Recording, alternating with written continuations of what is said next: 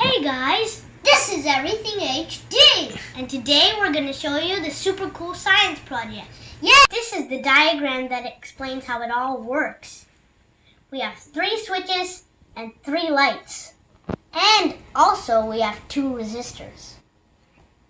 The first switch is one that you push, like this.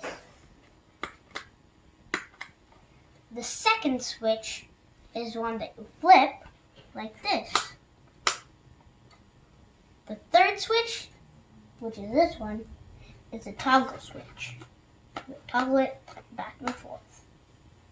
The reason why the toggle switch is not turning any lights on is that because this is a main switch and you use the toggle switch to control which light turns on.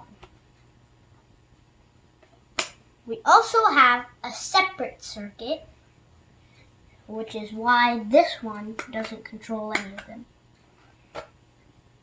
We also have the 3 lights, which is this one is an LED that takes 2.5 volts, another LED that takes 9 volts, and a regular light bulb that takes 8 volts. This one's perfect for the 9-volt battery. And the 2 resistors are to reduce the amount of voltage that come to the lights so that they don't burn out. Thanks for watching our video. Please like and subscribe. See you guys next time. Bye!